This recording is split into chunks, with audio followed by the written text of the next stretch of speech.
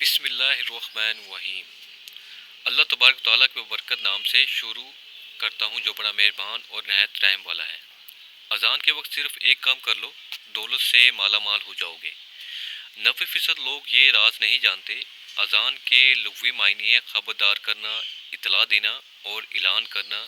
شریعت کی اصطلاح میں اذان سے مراد وہ مخصوص کلمات ہیں جن کے ذریعے لوگوں کو اطلاع کی جاتی ہے کہ نماز کا وقت ہو گیا ہے۔ اذان کے کلمات کا ترجمہ کچھ یوں ہے: اللہ اکبر، اللہ اکبر، اللہ سب سے بڑا ہے، اللہ سب سے بڑا ہے۔ اشہد اللہ الہ الا اللہ، میں گواہی دیتا ہوں کہ اللہ کے سوا کوئی معبود نہیں۔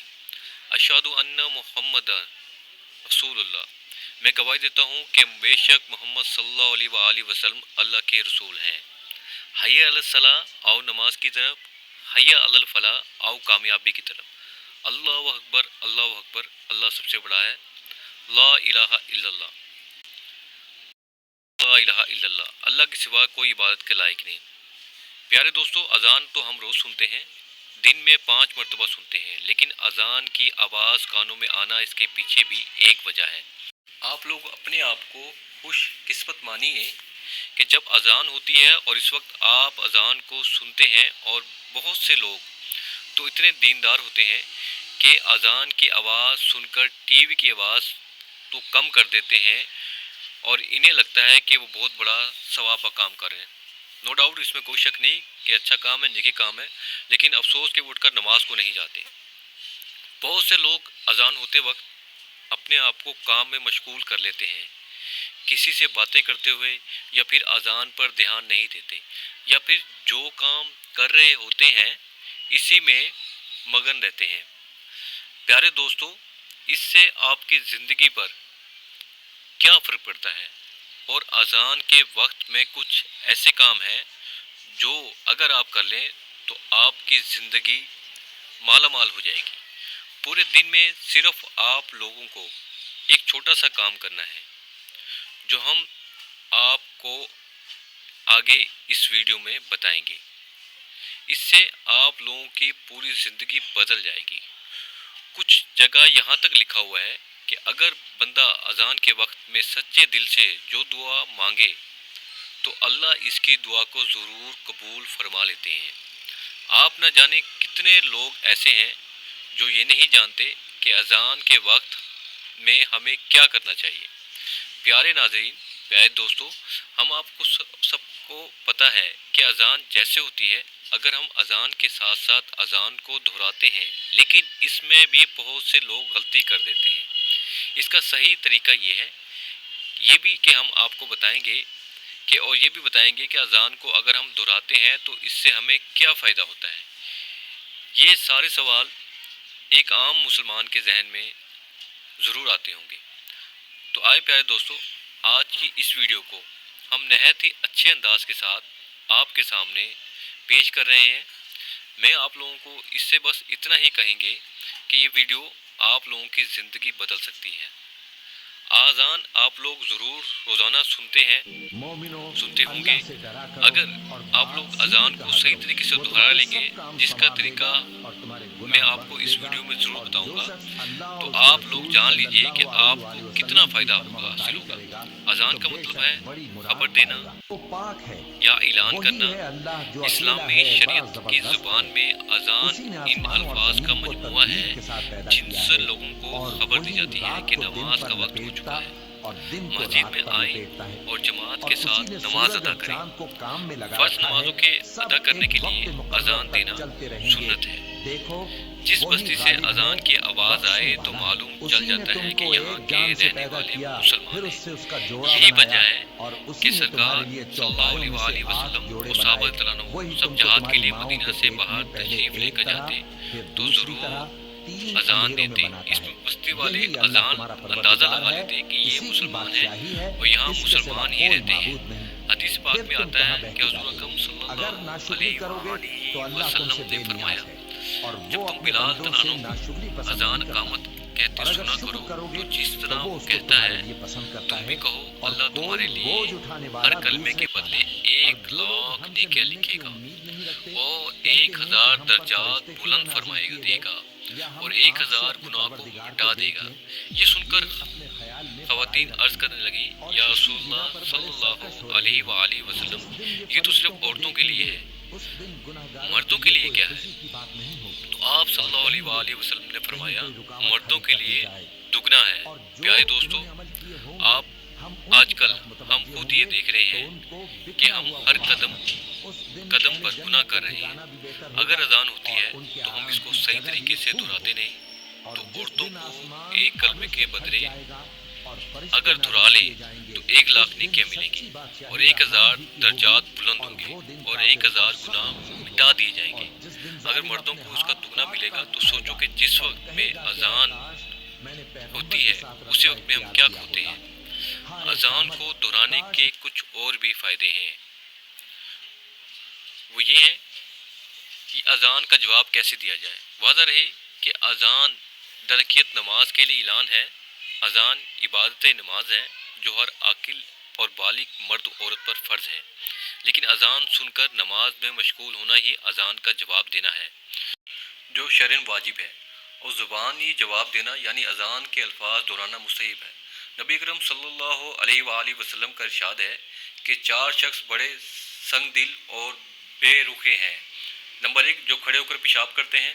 نمبر 2، وہ جو نماز سے فارغ ہونے سے پہلے اپنی پیشانی صاف کریں۔ نمبر 3، اور وہ جو اذان سنیں اور اس کا جواب نہ دیں، اور جو میرا ذکر سنے اور وہ مجھ پر درود پاک نہ پڑھے صلی اللہ علیہ وسلم۔ پیارے دوستو،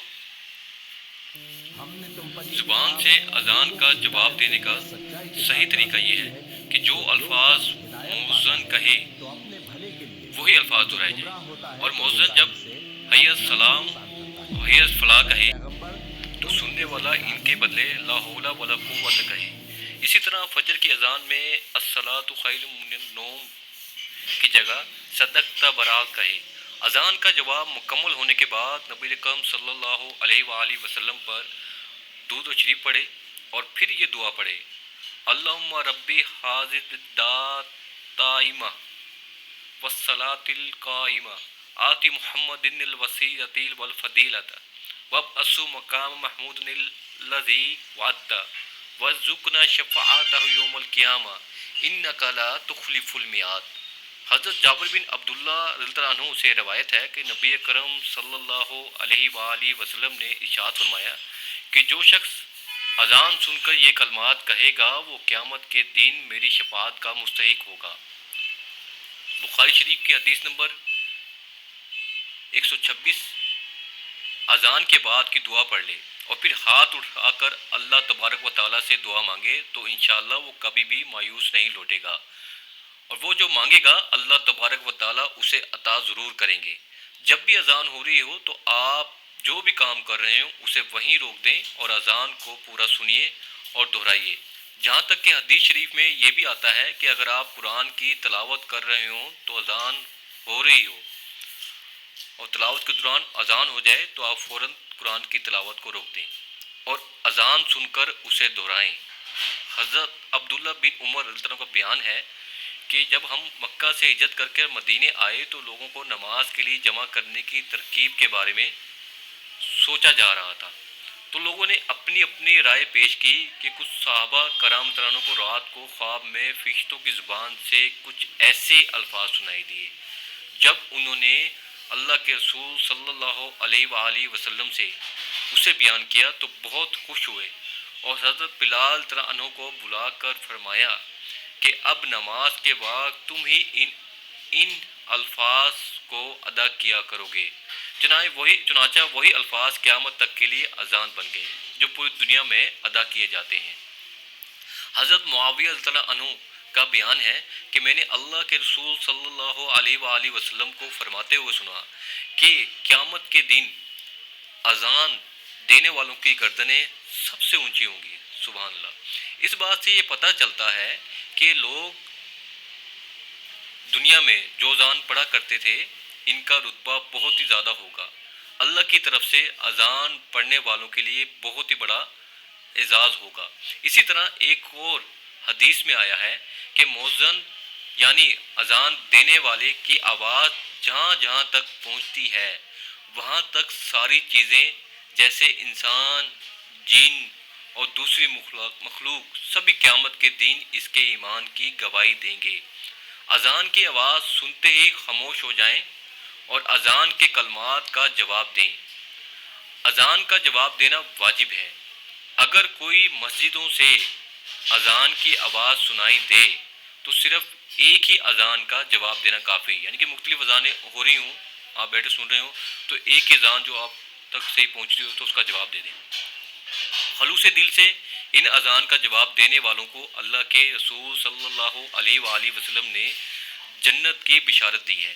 لہذا جب بھی آسان ہو تو ہم سب ہی کچھ دیر کے لیے اذان سننے اور اس کا جواب دینے کے لیے تیار رہنا چاہیے۔ نماز کی پابندی کرنی چاہیے۔ حضرت ابو ہریرہ رضی اللہ عنہ سے روایت ہے، نبی اکرم صلی اللہ علیہ وآلہ وسلم نے فرمایا، اگر لوگوں کو اذان اور پہلی صف کے اجر ثواب کا علم ہو تو انہیں اس کے لیے کرہ بھی ڈالنا پڑا تو وہ ڈالیں گے۔ حضرت ابو سعید خدری رضی اللہ عنہ بیان فرماتے ہیں کہ میں دیکھتا ہوں کہ تم بکریاں اور جنگل کو پسند کرتے ہو۔ جب تم اپنی بکریوں کو جنگل میں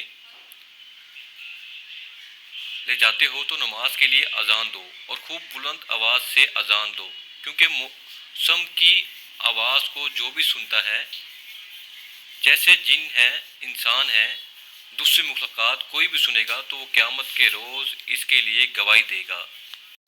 حضرت ابو سعید خدری رضی اللہ عنہ فرماتے ہیں کہ میں نے یہ بات نبی کریم صلی اللہ علیہ وآلہ وسلم سے سنی۔